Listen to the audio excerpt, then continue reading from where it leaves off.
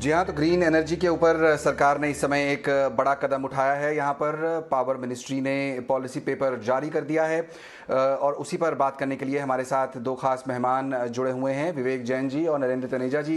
नरेंद्र तनेजा जी, सबसे पहले मैं आपसे जानना चाहूँगा कि जो स्टेप्स इस समय सरकार ने उठाए हैं, पहला जो फेज़ में ग्रीन जो पेपर सबमिट किया गया है, जो पॉइंट सामने रखे हैं कि यहाँ पर एक्सचेंज के ज़रिए हाइड्रोजन को बेचा जा सकेगा, सरकार जो है मुफ्त ट्रांसमिशन सुविधा देगी। आपका पहला रिएक्शन क्या है? आपको लगता है कि ये कदम काफ़ी है?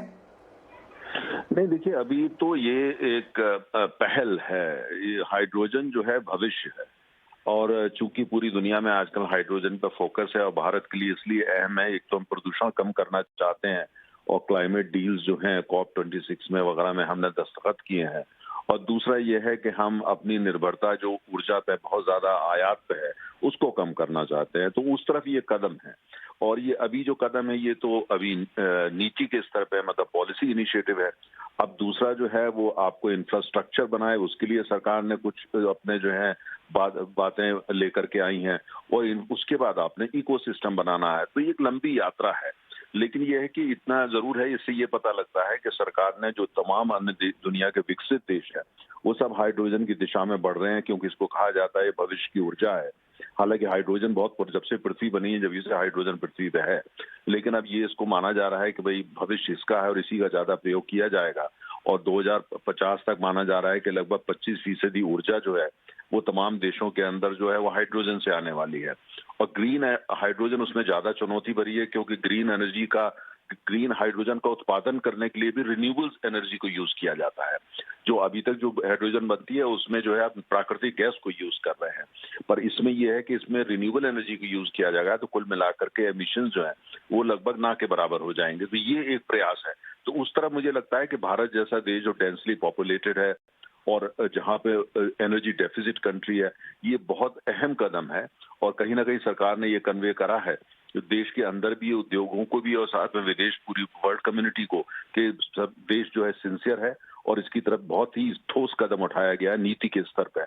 अब जैसे जैसे इसमें आगे चला जाएगा तब पता लगेगा कि भाई जो इसका अर्थशास्त्र क्या है, कंपनियां इसमें कैसे आ सकती हैं, कितना उनको निवेश करना पड़ेगा, सरकार को अपनी नीतियों में और क्या परिवर्तन लाने पड़ेंगे, क्या इंसेंटिव्स देने पड़ेंगे। ये एक ऐसी जिसमें अभी सरकार भी सीख रही है, उद्योग भी सीखेगा, और कुल मिलाकर के जैसे मैंने कहा ये अभी एक यात्रा शुरू हुई है। लेकिन इतना है कि सरकार ने ये स्पष्ट किया है कि ये सरकार ने मंजिल तय कर दी है, यात्रा पे चलना चाहती है, सरकार ने घोषित कर दिया है, नीतियां की शुरुआत कर दी है। लेकिन जैसे जैसे आगे बढ़ेंगे नीतियों में भी परिवर्तन आएंगे, policies will need to be revisited. जो उद्योग है जो आना चाहते हैं उनको भी थोड़ा स्पष्ट होगा, क्योंकि दुनिया भर के अंदर अभी ग्रीन हाइड्रोजन का उत्पादन बहुत कम है और पूरी दुनिया सीख रही है। उसका जो अर्थशास्त्र बड़ा महंगा है अभी, उस अर्थशास्त्र को नीचे लेके आना है, $2 पे लेके आना है 1 किलो पे, और या कुछ लोग बात भारत में कर रहे हैं कि हम $1 पे पर केजी पे लेके आ जाएंगे। तो जैसे मैंने कहा ये सारी अभी जो है ये अभी काफी हद तक जो है वो भविष्य के गंदर्भ में है और हमको देखना पड़ेगा। लेकिन बहुत अच्छी शुरुआत, ठोस शुरुआत, मजबूती के साथ भारत ने शुरुआत करी है। आने वाले इसमें बिजनेस अपॉर्चुनिटीज भी जबरदस्त हैं, सस्टेनेबल एक फ्यूल बनेगी और भारत की जो कुल मिलाकर के जो निर्भरता आयात पे है ये काफी कम हो सकेगी। लेकिन इट्स अ लॉन्ग जर्नी, लंबी यात्रा है। जी, करेक्ट करेक्ट। यहीं पर बिल्कुल सही बात आपने कही तनेजा साहब की इट्स अ लॉन्ग जर्नी, एक अच्छी शुरुआत यहाँ पर हुई है।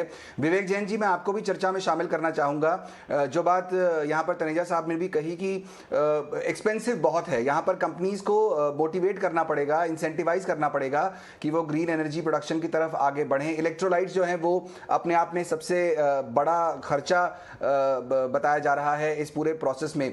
मैं जानना चाहता हूँ कि सरकार को किस तरह के कदम उठाने पड़ेंगे कंपनीज को इंसेंटिवाइज करने के लिए, ताकि ग्रीन हाइड्रोजन की तरफ ये जो कोशिश है सरकार की ये आगे तेजी से बढ़ सके।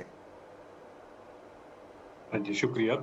अगर आप पूरा वैल्यू चेन देखेंगे तो वो 3 पार्ट्स में डिवाइडेड रहता है। पहला है जैसे आप पीछे इलेक्ट्रिसिटी के सोर्स से बना रहे हैं, वो सोर्स हम कह रहे हैं कि रिन्यूएबल होना चाहिए ग्रीन हाइड्रोजन बनाने के लिए। सबसे पहला खर्चा आपको वहां कम करना है, बिकॉज ग्रीन हाइड्रोजन बनाने के लिए 60% अगर आप ऑपरेटिंग कॉस्ट देखेंगे तो वो केवल इलेक्ट्रिसिटी का होता है। तो सबसे पहला आपको वो वाला कॉस्ट कम करना है, जहाँ पे सरकार ने कहा है कि हम ट्रांसमिशन जो है इन अगर आप कहीं भी सेटअप करते हैं renewable power plant, we will allow free transmission, बिजली आप फ्री में ले जा सकते हैं, आपको ट्रांसमिशन का चार्ज पे नहीं करना पड़ेगा।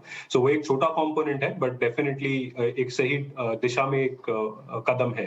अगर आप सेकंड एस्पेक्ट देखेंगे, वो रहता है आपका कैपिटल कॉस्ट, जो आप इलेक्ट्रोलाइजर बोल रहे हैं। सो वहां पे अभी ग्लोबली जो स्टैंडर्ड्स हैं वो $850 पर किलोवाट आवर का खर्चा लगता है 1 किलोवाट ऑफ इलेक्ट्रोलाइजर को लगाने में। तो इलेक्ट्रोलाइजर की एक खासियत ये है कि as compare to batteries it is far more, उसको आप देश में ज्यादा बना सकते हैं। उसमें जो बाहर से हमें चीजें इंपोर्ट करनी होती हैं वो कंपोनेंट कम रहता है। सो दैट इज उसको अगर आपने इंडिया में बनाना है तो वो ज्यादा पॉसिबल है इंडिया में बनाना। तो इलेक्ट्रोलाइजर का कॉस्ट अगर नीचे आके 200-250 के आसपास आ जाता है, और अगर आपका पीछे से जो रेन्यूएबल एनर्जी आ रही है उसका खर्चा भी कम हो जाता है, बिकॉज हम देख रहे हैं कि रेन्यूएबल एनर्जी का कॉस्ट नीचे ही आता जा रहा है, जैसे कि मॉड्यूल के प्राइसेस नीचे आ रहे हैं। तो इन दोनों के मिलन से जो आपको फाइनल हाइड्रोजन का कॉस्ट मिलेगा वो काफी कम हो जाएगा। तो सरकार की जो अभी नीतियां आई हैं वो इन्हीं दोनों एस्पेक्ट्स को टारगेट कर रही हैं टू अ सर्टेन एक्सटेंट, जहां पे उन्होंने बोला है कि इलेक्ट्रोलाइजर के ऊपर जीएसटी की हम सोचेंगे, पीएलआई स्कीम इलेक्ट्रोलाइजर्स पे लाए हैं। और अगर आप आज के अनाउंसमेंट्स देखें तो उन्होंने पीछे वाले एंड को भी टैकल किया है, जहां पे वो कह रहे हैं कि जो आपका रेन्यूएबल पावर प्रोड्यूस करने का जो खर्चा है और उसको फिर वहां पे ले जाने का, जहां पे आप इलेक्ट्रोलाइजर्स को यूज कर रहे हैं, वो खर्चा वो कम करने की कोशिश कर रहे हैं। तो अगर हम किसी तरह ये दोनों एलिमेंट्स को कम करते हैं तो जो हाइड्रोजन का डिलीवर्ड कॉस्ट है वो रफली ओवर द नेक्स्ट 5-7 ईयर्स, जो टारगेट बोल रहे हैं सरकार $1 से नीचे लाने का, वो हो सकता है पॉसिबल। बट जो उसके आगे का है, जो इंफ्रास्ट्रक्चर है, वो अभी काफी डेवलप होना बचा है। हाइड्रोजन ट्रांसपोर्ट कैसे होगा, हाइड्रोजन के लिए जो हमें इलेक्ट्रोलाइजर्स की लिए जगह चाहिए, जो हमें इंफ्रा बनाना है, वो थोड़ा अभी उस पे काम बाकी है। तो वो एक थर्ड एलिमेंट हो सकता है जहां पे वो अगला प्लान की बात कर रहे हैं, which is the viability gap funding. तो वो दोनों फेजेस मिला के शायद we can look at the पूरा का पूरा वैल्यू चेन। करेक्ट। तनेजा साहब, यहाँ पर एक सवाल ये उठता है कि कंपनियों को अब क्या करने की ज़रूरत है, क्योंकि यहाँ पर R&D कॉस्ट बहुत ज़्यादा होगा। जाहिर तौर पर एक नई तरह की टेक्नोलॉजी है, सरकार तो ज़रूर मदद कर रही है, लेकिन जाहिर तौर पर इंडस्ट्री को भी सामने आना होगा। नहीं, देखिए, जितने भी बड़े भारत के अंदर जितनी भी बिजली की बड़ी कंपनियां हैं या ऊर्जा की बड़ी कंपनियां हैं, उन्होंने सब ने इस पे जो पहले से ही अपना काम शुरू कर दिया है। सरकार की जो नीति इनिशिएटिव अब आ रहे हैं, लेकिन वो सब लोगों ने, चाहे वो रिलायंस है, चाहे टाटा है, चाहे वो ONGC है, NTPC है, इन सब लोगों ने, इंडियन ऑयल है, इन सब ने इस दिशा में पहले ही काम अपना शुरू कर रखा है। और कहाँ कहाँ वो कोलैबोरेशन कर सकते हैं, किससे सीख सकते हैं, किसके साथ अलायंसेस उनको करने होंगे, पूंजी भी कहाँ से लेके आना होगा, जो जो एक तरह से जो क्लाइमेट को लेकर के जो विकसित देश जो पूंजी देने वाले हैं, उसका कहाँ प्रयोग हो सकता है, कितनी आ सकती है, उस सब पे सब कंपनियों ने काम शुरू कर दिया है। उसकी वजह मुख्य है, सबको पता है कि आने वाले समय के अंदर जो है वो सरकार इसमें इंसेंटिव भी काफी देने वाली है, क्योंकि सरकार इसको प्रोत्साहन दे रही है। जैसे मैंने कहा, दो कारण है, एक तो आत्मनिर्भरता, जो निर्भरता हम आयात पे कम करना चाहते हैं, दूसरा भारत के ऊपर इंटरनेशनल कम्युनिटी का बहुत प्रेशर है कि आप रिन्यूएबल्स में, हाइड्रोजन में ज्यादा निवेश करिए, क्योंकि आपके यहाँ से जो एमिशंस हैं उनको कम करना है, और कोयले का जो कंजम्पशन आप इसको कम करिए। तो भारत इस तरह की, जैसे हाइड्रोजन की बात करके, हाइड्रोजन की नीति लेके, रिन्यूएबल की लेके, भारत दुनिया को ये मैसेज दे रहा है कि हम कोयले का प्रयोग अभी करते रहेंगे, हम तेल का भी करेंगे, हम नेचुरल गैस का भी करेंगे, लेकिन ये हमारे इनिशिएटिव हैं और हम इसमें आपसे बेहतरीन काम कर रहे हैं। तो ये मैसेजिंग इसमें बड़ी जबरदस्त साथ में करी जा रही है।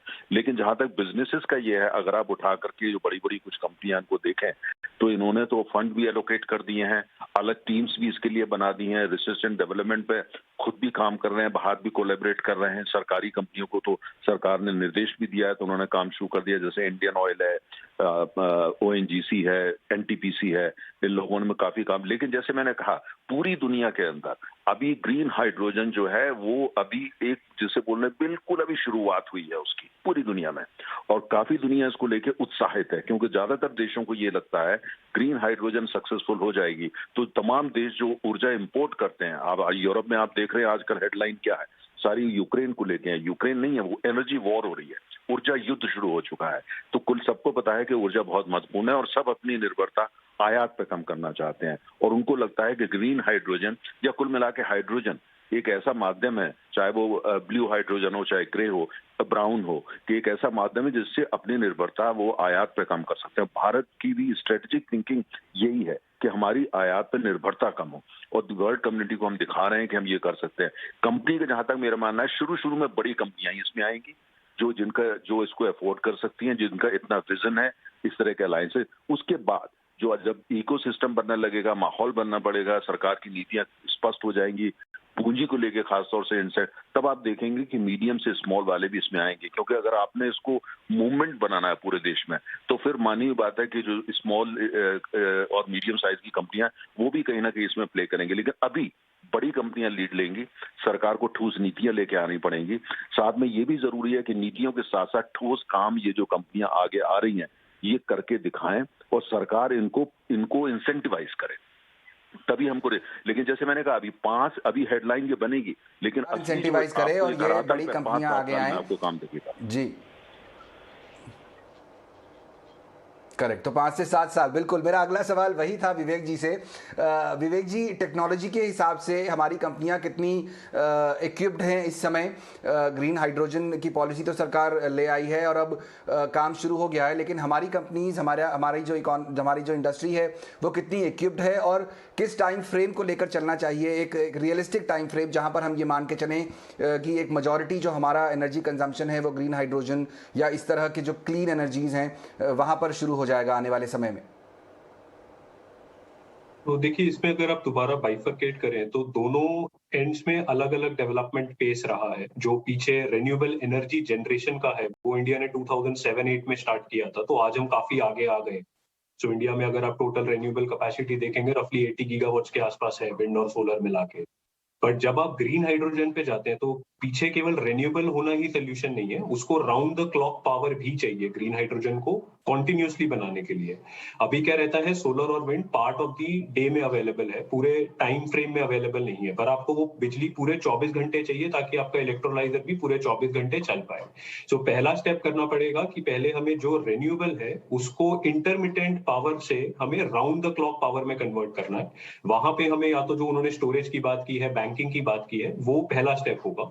उसके बाद जो सेकंड स्टेप है वो है जो आप इलेक्ट्रोलाइजर के साथ उसका इंडिजिनाइज करिए, उसको जितने ज्यादा से ज्यादा कर सकते हैं, और उस टेक्नोलॉजी को और एडवांस कीजिए। बिकॉज अभी जो इलेक्ट्रोलाइजर की एफिशिएंसी होती है जो हम बोलते हैं वो 72% रहती है, वो धीरे धीरे पॉसिबिलिटी है कि दैट कैन आगे जाके वो भी बढ़ सकती है।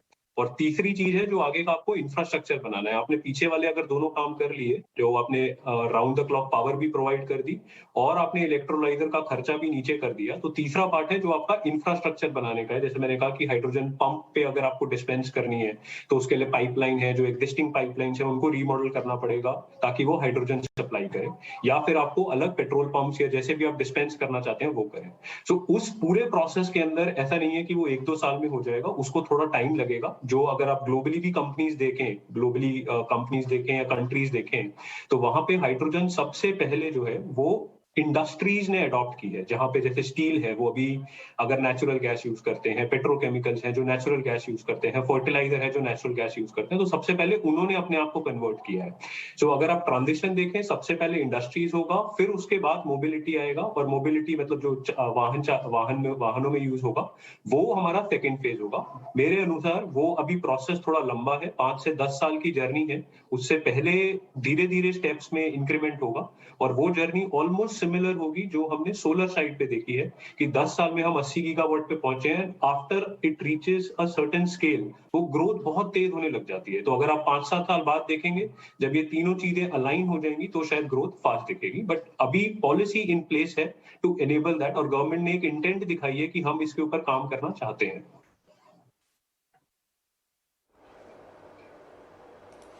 करेक्ट। तो सरकार ने अपनी तरफ से इंटेंशन दिखा दिया है और यहाँ पर एक पहला जो बड़ा स्टेप है वो ले लिया गया है ग्रीन एनर्जी की तरफ। कोशिश ये है कि यहाँ पर आने वाले समय में जो हमारे देश की एनर्जी रिक्वायरमेंट है वो क्लीन एनर्जी, ग्रीन एनर्जी की तरफ से आगे बढ़ें, और उसकी तरफ से ग्रीन हाइड्रोजन के लिए जो सरकार ने आज पहला फेज, जो पहला पेपर है वो जारी कर दिया है।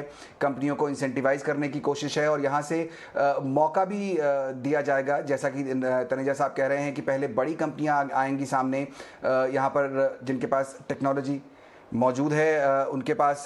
बहुत बहुत शुक्रिया तनेजा साहब और विवेक जैन जी हमारे साथ जुड़ने के लिए और इस चर्चा में शामिल होने के लिए। आपको बता दें कि आज जो पॉलिसी पेश की गई है उस पर मेरे सहयोगी प्रकाश प्रियदर्शी ने खुद ऊर्जा मंत्री आर के सिंह से एक्सक्लूसिव बातचीत की है। आइए आपको उसका भी एक अंश सुना देते हैं। सरकार ने ग्रीन हाइड्रोजन की पॉलिसी जारी कर दी है। हालांकि ये पहला फेज है, लेकिन कई अहम प्रावधान किए गए हैं। हमारे साथ ऊर्जा मंत्री हैं। सर, आप ही बताएं कौन कौन से अहम प्रावधान किए गए हैं? इसमें हमने प्रयास किया है कि ऊर्जा मंत्रालय और न्यू एंड रिन्यूएबल एनर्जी मंत्रालय के अधीन जो भी मामले हैं उसमें कितने तरह से हम मैन्युफैक्चरर्स के लाइफ को इजी बना सकते हैं, उनको ईज ऑफ डूइंग बिजनेस दे सकते हैं। तो उसी का पॉलिसी हम लोगों ने निकाला है आज। उसमें जो हम कर सकते हैं वो अहम है। एक तो हमने यह प्रावधान किया है कि जो रिन्यूएबल एनर्जी चाहिए उसको ग्रीन हाइड्रोजन और ग्रीन अमोनिया बनाने के लिए रिन्यूएबल एनर्जी चाहिए। तो जो मैन्युफैक्चरर है ग्रीन हाइड्रोजन और ग्रीन अमोनिया का, वो अपने लिए, अपने रिक्वायरमेंट के लिए रिन्यूएबल एनर्जी पैदा करने का प्लांट कहीं भी लगा सकता है, खुद लगा सकता है। और हम उसको फ्री ट्रांसमिशन देंगे, जहां प्लांट है वहां से जहां ग्रीन हाइड्रोजन मैन्युफैक्चरिंग करेगा वहां तक वो फ्री ट्रांसमिशन रहेगा। 25 साल तक रहेगा फ्री ट्रांसमिशन। 2025 तक जो भी फैसिलिटी आएगी उसको हम फ्री ट्रांसमिशन देंगे। ये बहुत बड़ा एक कंसेशन है। और उसके अलावे फिर हम ये प्रोवाइड कर रहे हैं कि वो तो खुद भी लगा सकता है, डेवलपर के माध्यम से वो green energy, renewable energy capacity लगा सकता है, या एक्सचेंज से खरीद सकता है, फिर भी हम फ्री ट्रांसमिशन देंगे। डेवलपर के थ्रू लगाएगा रिन्यूएबल एनर्जी कैपेसिटी, फिर भी हम फ्री ट्रांसमिशन देंगे। डिस्ट्रीब्यूशन कंपनी के माध्यम से भी ले सकता है, फिर भी हम फ्री ट्रांसमिशन देंगे। डिस्ट्रीब्यूशन कंपनी उसके लिए ये रिन्यूएबल एनर्जी प्रोक्योर करके उसको सप्लाई करेगी। और जो प्रोक्योर करके सप्लाई करेगी उसमें ट्रांसमिशन तो फ्री रहेगा, सिर्फ व्हीलिंग चार्ज ये डिस्ट्रीब्यूशन कंपनी लेगी या थोड़ा सा मार्जिन लेगी, ये हमने प्रोवाइड किया। तो रिन्यूएबल एनर्जी प्राप्त करने के लिए हमने उनका राह सुगम कर दिया, फ्री ट्रांसमिशन दे दी। हमने ओपन एक्सेस का प्रोविजन कर दिया। तो अगर वो ओपन एक्सेस का मतलब समझिए, अगर वो स्टेट के ट्रांसमिशन के थ्रू लेते हैं तब ओपन एक्सेस चाहिए।